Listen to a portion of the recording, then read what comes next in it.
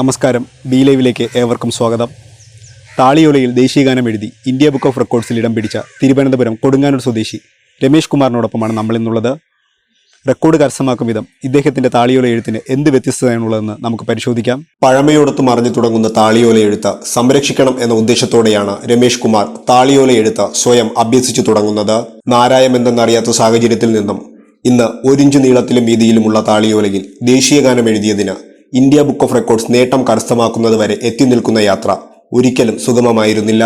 പല വെല്ലുവിളികൾ നേരിട്ട് തന്നെയാണ് രമേഷ് കുമാർ ഇന്നു കാണുന്ന റെക്കോർഡ് നേട്ടം നാരായപ്പിടിയിൽ ഒതുക്കിയിരിക്കുന്നത്. ഞാൻ താളിയോല എഴുതാനായിട്ട് ആരും എന്നെ ഗുരുമുഖത്ത് നിന്ന് പഠിച്ചതല്ല. ഞാൻ സ്വന്തമായി താളിയോല എഴുതണമെന്ന് തീരുമാനിച്ചു. ഞാനൊരു യാത്രക്കിടയിൽ എനിക്ക് താളിയോല ശ്രീപത്മനാഭസ്വാമി ക്ഷേത്രത്തിലെ താളിയോലകൾ കമ്പ്യൂട്ടറിലാക്കുന്ന ഒരു ആളുമായിട്ട് ഞാൻ പോകുന്ന സമയത്ത് ഈ താളിയോല എഴുത്ത് അന്യം നിന്ന് പോവുകയാണെന്ന് എൻ്റെ മാധവൻ നമ്പൂരി, ഒരു പ്രൊഫസർ മാധവൻ നമ്പൂരി പറയുകയുണ്ടായി. അപ്പോൾ എനിക്ക് ഇതൊന്ന് എഴുതണമെന്ന് എനിക്ക് മനസ്സിൽ തോന്നി. അങ്ങനെ ഞാൻ പല ആളുകളുമായിട്ട് ഇത് അറിയാവുന്ന താളിയോല എഴുത്ത് അറിയാവുന്ന ആളുകളുമായിട്ട് പരിചയപ്പെട്ടു. അവരുമായിട്ട് ഞാൻ ചോദിച്ചു, എനിക്കിതൊന്ന് ആരെങ്കിലും പറഞ്ഞു തരാൻ ആരെങ്കിലും ഉണ്ടോ എന്ന് ചോദിച്ചു. അപ്പോൾ എനിക്കിത് ആരും പറഞ്ഞു തരാനായിട്ട് താല്പര്യം കാണിച്ചില്ല. ഞാൻ ഒരാളിന് ദക്ഷിണ കൊടുത്തു, എനിക്കിതൊന്ന് പറഞ്ഞു തരണമെന്ന് പറഞ്ഞു. അപ്പോൾ എനിക്ക് പറഞ്ഞു തന്നില്ല. അപ്പോൾ നാരായം എന്താണെന്ന് പോലും എനിക്ക് ആ സമയത്ത് അറിഞ്ഞുകൂടായിരുന്നു. അപ്പോൾ ഞാൻ നാരായം ഒരാളുടെ കയ്യിൽ ഇരിക്കുന്ന നാരായം എനിക്കൊന്ന് അതേപോലെ ഒരു നാരായം ഉണ്ടാക്കാൻ ഒന്ന് തരുമോ എന്ന് ചോദിച്ചു. അപ്പോൾ ആ ആൾ എനിക്ക് നാരായം തന്നില്ല, കാണിച്ചു തന്നു. അപ്പോൾ അത് മനസ്സിൽ കണ്ട് ഞാൻ അതിൻ്റെ പടം വരച്ച് പുതിയ നാരായം ഉണ്ടാക്കി. ഇപ്പോൾ എൻ്റെ കൈവശം 5 നാരായം ഉണ്ട്. കുട്ടികൾക്ക് വിദ്യാരംഭത്തിന് നാക്കിൽ എഴുതാനായിട്ട് സ്വർണ്ണ ടിപ്പുള്ള നവരത്നം വെച്ച നാരായം ഉൾപ്പെടെ എൻ്റെ കയ്യിലുണ്ട്. പിന്നെ ഞാൻ ആദ്യമായിട്ട് താളിയോലയിൽ എഴുതിയത് സരസ്വതി അഷ്ടോത്തരമാണ്. സാരസ്വത അഷ്ടോത്തരം. ഇത് വട്ടിയൂർക്കാവ് ഈശ്വരിയമ്മൻ സരസ്വതി ദേവി ക്ഷേത്രത്തിൽ ആദ്യമായി സമർപ്പിച്ചുകൊണ്ടാണ് ഞാൻ താളിയോല എഴുത്ത് പുനരാരംഭിച്ചത്. പിന്നെ അത് കഴിഞ്ഞിട്ട് ഞാൻ ഹരിവരാസനം എഴുതി ദാസാറിന് നൽകുകയുണ്ടായി. അപ്പോൾ ദാസാർ എന്നെ അനുഭവിച്ചു. ഇതുവരെ ആരും എനിക്ക് ഹരിവരാസനം താളിയോലയിൽ എഴുതി തന്നിട്ടില്ല. ആദ്യമായിട്ടാണ് കിട്ടുന്നത് പറഞ്ഞു. ഞാൻ ഭഗവാനോട് പ്രാർത്ഥിച്ചിട്ട് വാങ്ങിക്കാമെന്ന് പറഞ്ഞ് എൻ്റെ കയ്യിൽ വാങ്ങിച്ചു, എന്നെ അനുഗ്രഹിച്ചു. പിന്നെ ലാൽ സാറിൻ്റെ ഒരു ഫ്രണ്ടിന് കല്യാണത്തിന് ഒരു ഗിഫ്റ്റ് കൊടുക്കണമെന്ന് പറഞ്ഞു, ഒരു അഭിനന്ദനം കൊടുക്കണമെന്ന് പറഞ്ഞു. ഞാൻ സ്വയംവര ശുഭദിന മംഗളങ്ങൾ അനുമോദനത്തിൻ്റെ ആശംസകളെന്ന് പറഞ്ഞു ലാൽ സാറിൻ്റെ ഒരു ഫ്രണ്ട് മുഖാന്തരം എഴുതി കൊടുക്കാനും ഒരവസരം ഉണ്ടായി. പിന്നെ ഇപ്പം ഞാൻ ഹരിവരാസനം എഴുതി, ലളിതാ സഹസ്രനാമം എഴുതി തീർന്നു, ജ്ഞാനപ്പാന എഴുതി, ശിവ അഷ്ടോത്തരം എഴുതി, സുബ്രഹ്മണ്യ അഷ്ടോത്തരം എഴുതി, ഗണപതി അഷ്ടോത്തരം എഴുതി, ഇപ്പോൾ ഏറ്റവും മുഖ്യമായിട്ട് ദേവി മഹാത്മ്യം എഴുതിക്കൊണ്ടിരിക്കുന്നു.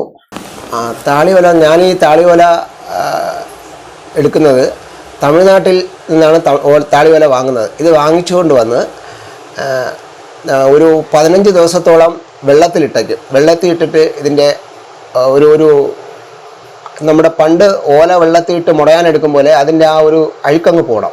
അത് പോയതിന് ശേഷം അതിനെ അതായത് നെല്ല് കുത്തുന്ന ഉമിയിലിട്ട് ഈ താളിയോല പുഴുങ്ങിയെടുത്തതിന് ശേഷം ഇതിനെ ആവി കയറ്റി വെയിൽ കൊള്ളാതെ തണലത്തിട്ട് ഉണക്കി 2 സൈഡും തടി വെച്ച് കെട്ടിവെക്കും. ഇങ്ങനെയാണ് ഇതിൻ്റെ പ്രോസസ്സിങ്. ഇത് കഴിഞ്ഞ് എഴുതിയതിന് ശേഷം പുൽത്തൈലം പുരട്ടി വയ്ക്കും. അപ്പോൾ പുൽത്തൈലം പുരട്ടി വെച്ചാൽ ചെറു പ്രാണികളൊന്നും ഇതിനെ ആക്രമിക്കാതെ രക്ഷപ്പെടാം. കാലങ്ങളോളം കേടുകൂടാതെ ഇരിക്കുന്ന താളിയോലകൾ പ്രത്യേക രീതികളിലൂടെയാണ് തയ്യാറാക്കിയെടുക്കുന്നത്. അതുപോലെ തന്നെ നാരായം ഉപയോഗിച്ച് സാധാരണ വലിപ്പമുള്ള താളിയോലയിൽ എഴുതുന്നത് ശ്രദ്ധയോടെ തന്നെ നടത്തണം.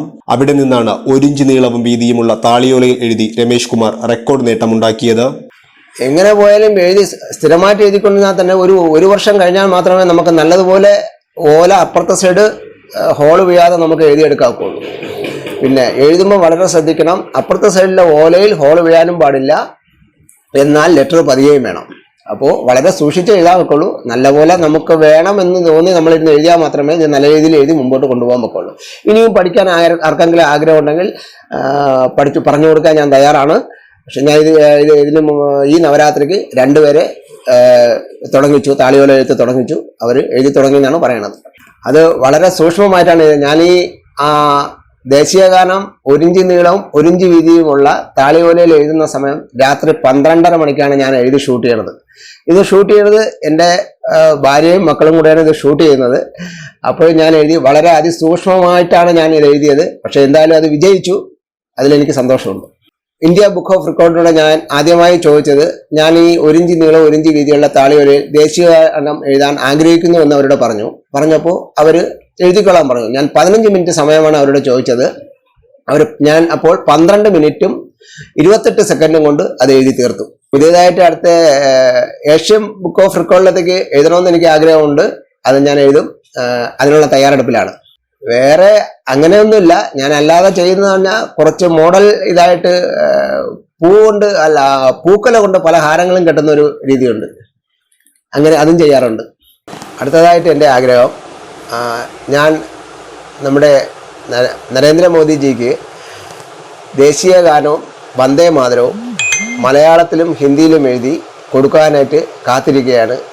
എനിക്ക് അതിനൊരു അവസരം ഉണ്ടാവുമെന്ന് ഞാൻ പ്രതീക്ഷിക്കുന്നു.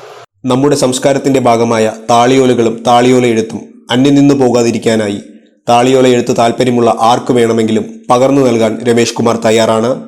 തിരുവനന്തപുരം കൊടുങ്ങാനൂർ പന്തുകളത്തുള്ള രമേഷ് ഭവൻ നാരായം കൈപ്പിടിയിൽ ഒതുക്കാൻ ആഗ്രഹമുള്ളവരെ സ്വാഗതം ചെയ്യുന്നു. ഈ സംസ്കാരം ഇനിയും തുടർന്ന് പോകണം. അത് മുമ്പോട്ട് പോകാനായിട്ട് ആർക്കെങ്കിലും ഇത് പഠിക്കാൻ ആഗ്രഹമുണ്ടെങ്കിൽ പറഞ്ഞു കൊടുക്കാൻ ഞാൻ സന്നദ്ധനാണ്. അപ്പോൾ ഇത് അന്യം നിന്ന് പോകരുത്. കാര്യം ഞാനും അങ്ങനെയല്ല പഠിച്ചത്, എനിക്ക് ആരും പറഞ്ഞു തന്നല്ല പഠിച്ചത്. എനിക്ക് പഠിക്കണമെന്ന് അങ്ങനെ ഒരു തോന്നൽ വന്ന് ഞാൻ പഠിച്ചതാണ്. സ്വന്തമായിട്ട് എഴുതി പഠിച്ചതാണ്. ആദ്യമായിട്ട് ഞാൻ ഇത് എഴുതി തുടങ്ങിയത്, എനിക്ക് താളിയോല എന്തെന്ന് അറിഞ്ഞുകൂടാത്തതുകൊണ്ട് ഞാൻ പൂക്കടയിൽ വരുന്ന പൂ വരുന്ന ആ പനയോല എടുത്ത് അതിൽ ഹരിശ്രീയും മലയാള അക്ഷരവും എഴുതിയാണ് ഞാൻ പഠിച്ചത്. പിന്നെയാണ് അതിലല്ല താളിയോലയിലാണ് എഴുതണമെന്ന് പറഞ്ഞ് ഞാൻ താളിയോല എങ്ങനെ സംസ്കരിക്കണമെന്ന് കണ്ട് ചോദിച്ച് ഓരോരുത്തരിൽ നിന്ന് ചോദിച്ച് മനസ്സിലാക്കി ഞാനിത് ചെയ്യാനായിട്ട് ശ്രമിച്ചത്. അപ്പൊ അതേപോലെ എല്ലാവരും നമുക്ക് കിട്ടിയ ഈ സംസ്കാരം ഇത് നമ്മൾ തുടർന്ന് നിലനിർത്തി കൊണ്ടുപോകാൻ എല്ലാവരും മുന്നോട്ട് വരണം. താളിയോലകൾ പൗരാണികതയുടെ കൂടെ പ്രതീകമാണ്. ഇപ്പോൾ അധികം കാണാനിടയില്ലാത്ത താളിയോല എഴുത്ത് പിന്തുടരുകയും നിലനിർത്തുകയും അതിൽ വ്യത്യസ്തത കണ്ടെത്തി റെക്കോർഡ് നേട്ടം കരസ്ഥമാക്കുകയും ചെയ്തിരിക്കുകയാണ് രമേഷ് കുമാർ.